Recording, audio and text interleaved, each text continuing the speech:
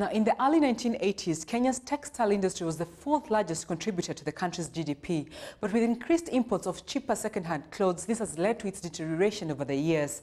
Wambui brings us more on this. 2 decades ago, textile contributed more than half of the country's export earnings and directly employed more than 250,000 people across the nation. Going back about 30 years ago, it used to be one of the best industries. Actually, it used to employ about 30% of the labor force in the country and contributing about 25% to the GDP. But as things stand right now, things have really gone bad. You're only talking about 30,000 employed in that sector. EPZs offer unlimited, duty-free imports of raw materials and capital goods necessary for the production of exports for the farms in the zones than in the domestic market. The zones were introduced in the country to revive the dying textile industry. Year one of exportation after AGOA, we did $30 million export. Year two, we did 70. Year three, we did 128. And every year, we're more or less doubling our exports until 2006-7 when we hit $278 million export. They created new jobs, 40,000 jobs. What they also created was a second income in every household, because most of the EPZs employ women. I think 70 to 80% are women. So you can actually see the standard of living of Kenyans going up. Yes, the global financial crisis did hit us, and yet some of our customers in the US went bankrupt, and yes, there was a realignment of the industry, and yes, we lost some jobs, and yes, we lost some factories.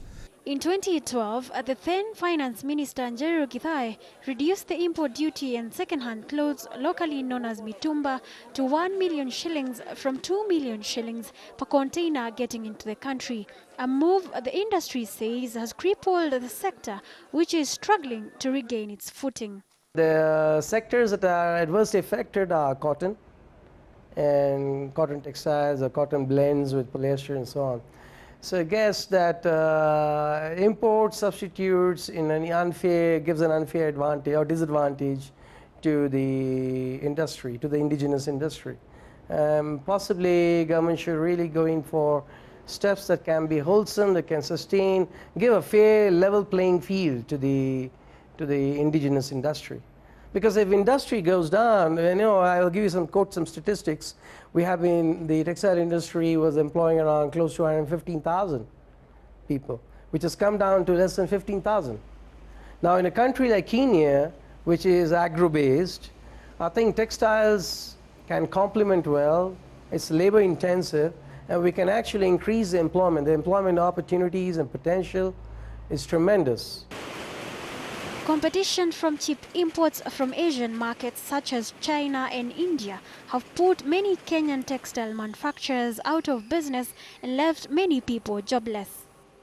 The impact when you're in the domestic textile industry is that you're battling with smuggled goods, you're battling with porous borders, and you're battling with uncustomed goods that are making their way, and you're battling with cheap production out of Asia. Why is it cheap?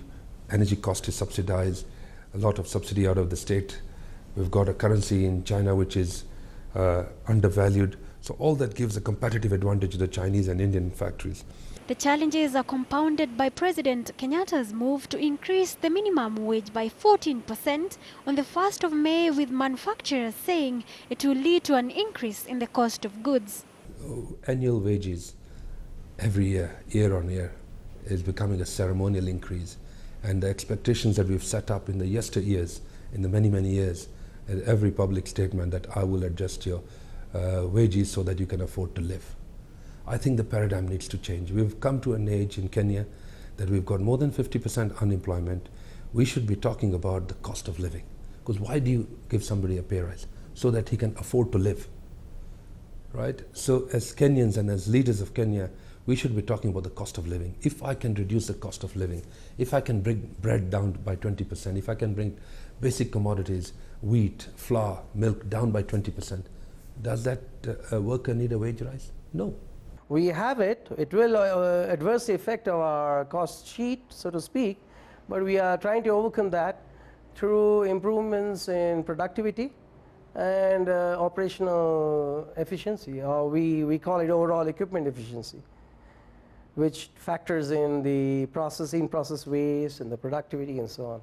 So once that is in place, probably we are confident of factoring the increase in labor costs into our balance sheet or into our cost sheet.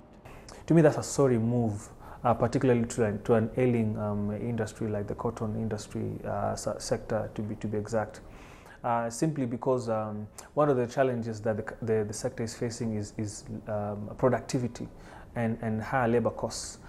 When you compare it to its competitors, for example, India, China, and countries like Bangladesh, for example, their labor costs are actually half of what we have in the country. So an incremental in the wages is actually not a good move for that particular subsector. Subsidized energy is among the many recommendations given by the Kenya Association of Manufacturers to bring about growth in the manufacturing industry, but the sector is ambivalent. It's not a question of subsidized energy.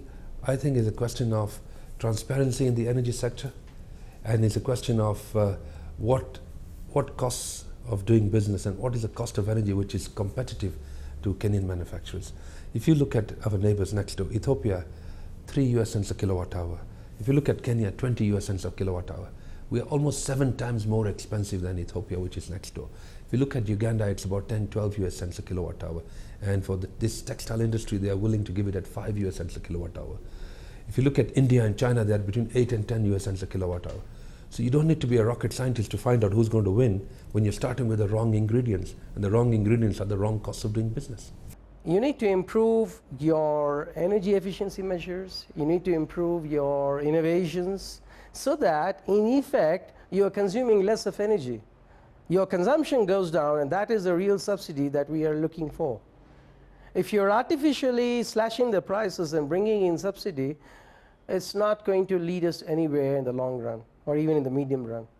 So given the challenges of increased cost of generating power or generating energy and the overall scarcity of conventional forms of energy, we probably would need to look at innovative ways of bringing in energy efficiency measures. Encouraging domestic consumption of Kenya textile products is one of the many revival strategies that could lift this sector from losing its glory again.